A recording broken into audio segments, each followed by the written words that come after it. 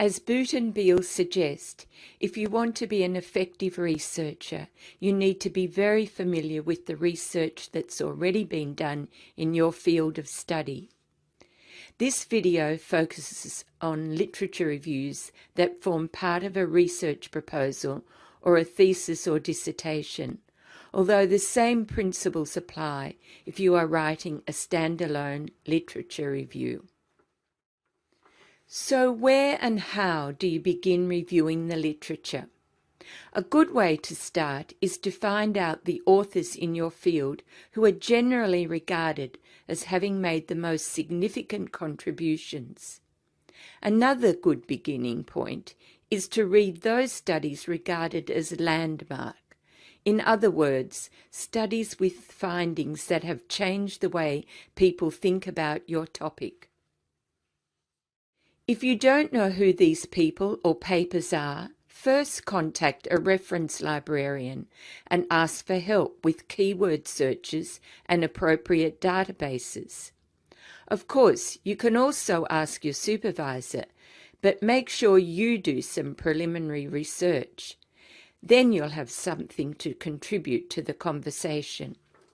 Often this happens. Full of enthusiasm, you start reading and then, after a while, you stop and think to yourself, what's the purpose of doing a literature review? Well, there are plenty of good reasons. Here are some of them. Literature reviews are part of all research proposals.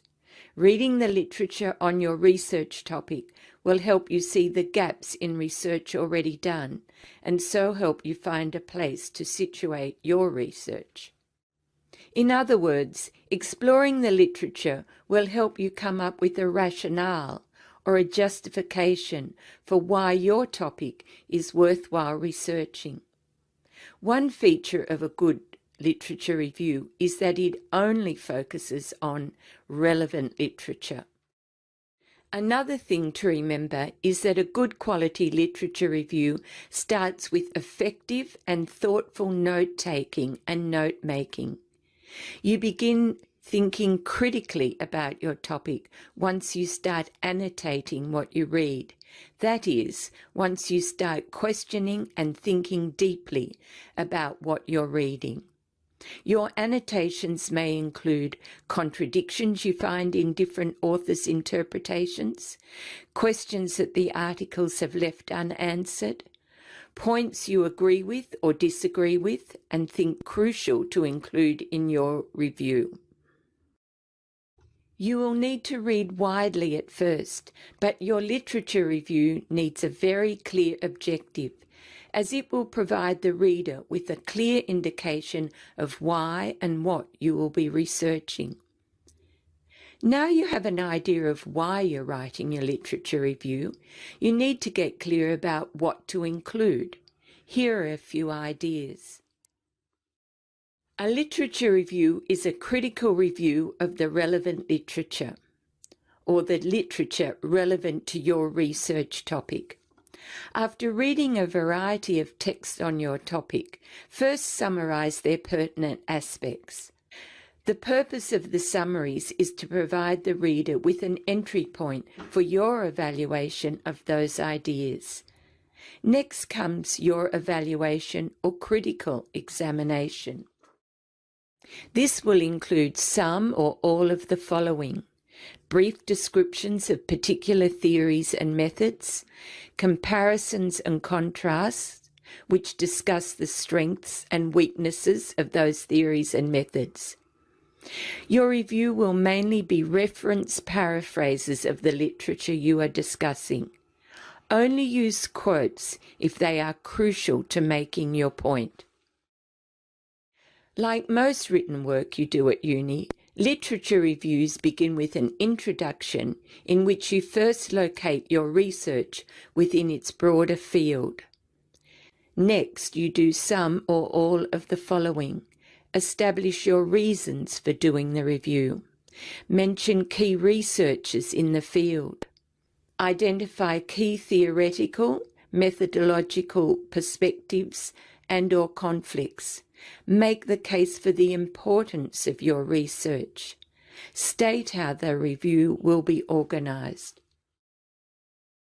In the body of your review, your critical and evaluative thinking, in other words, your voice, becomes apparent. So first plan how you will organise your ideas. Here are some possibilities. Identify patterns or trends in authors' theoretical and/or methodological approaches and critique them. Group authors who draw similar conclusions, but make sure you comment on any disagreements there are, particular strengths and weaknesses of each author's work, and any questions left unanswered. In terms of structure, begin every paragraph with the topic sentence. That is, a sentence that captures the main idea you will develop in the paragraph. Discuss and analyse each idea in relation to your research topic, using referenced explanations and examples. Conclude by making a linking comment to the next paragraph, if that's possible. So, to recap, in your literature review, include discussion and critical comment on previously published research. Identify the gaps in present research and what new avenues of research have been suggested. Identify what you will pursue. Don't include new ideas or information not already in the literature.